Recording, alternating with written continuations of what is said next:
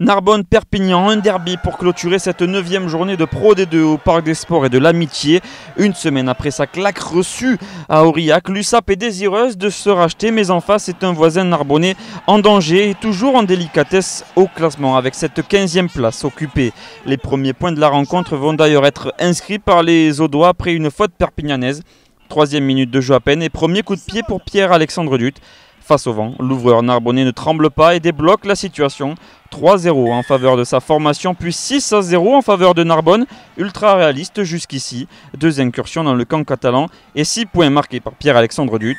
Jusqu'à cette demi-heure de jeu, cette première offensive perpignanaise.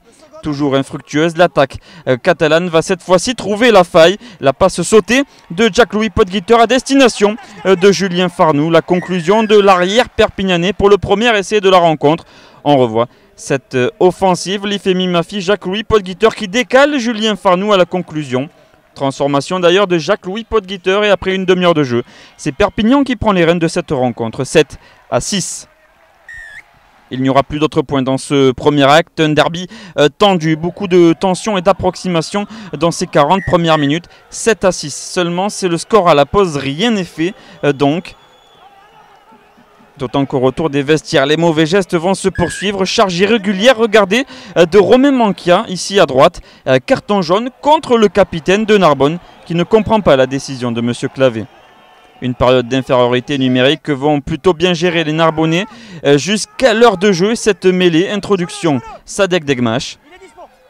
Le jeu est sorti par Genesis Mamea Lemalou qui essaye de passer après contact mais finalement plaqué sur la ligne des 40.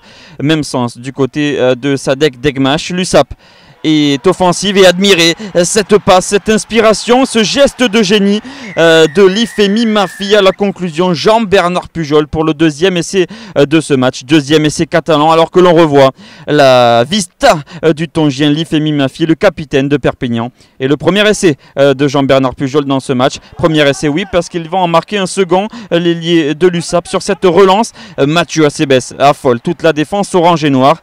Plaqué à 40 mètres de l'embut. L'ailier de l'USAP libère son ballon. Le jeu se poursuit. La percussion de Genesis Mamea Lemalou, le 3e ligne.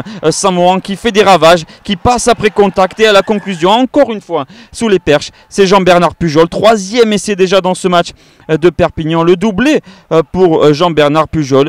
Perpignan s'envole vers un nouveau succès à l'extérieur. 24-6 après la transformation de Jacques-Louis Podguiter, l'ouvreur de l'USAP que l'on retrouve ici avec ce plaquage au haut.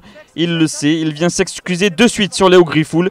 Carton jaune contre Jacques-Louis Podguiter. L'USAP va terminer cette rencontre à 14. Fort heureusement pour les Perpignanais que l'avance est bien là. Un autre mauvais geste dans cette fin de match, c'est ici la percussion d'Ossé Akir sur son vis-à-vis Mathieu Acebes. Le coup d'en avant, M. Clavé consulte finalement son juge de touche et applique la règle à la lettre. Carton rouge contre Ossé Akir, le premier en carrière contre l'international All Black. Narbonne qui va également terminer ce match à 14 contre 14. Plus rien à espérer pour les Audois dans ce match, mais cet essai signé Sébastien Rouet tout en finesse, le demi de mêlée remplaçant de Narbonne qui file dans l'embut et vient priver l'USAP du bonus offensif. Perpignan s'impose toutefois à l'extérieur 24-13 pour Narbonne. Il y a encore une fois urgence.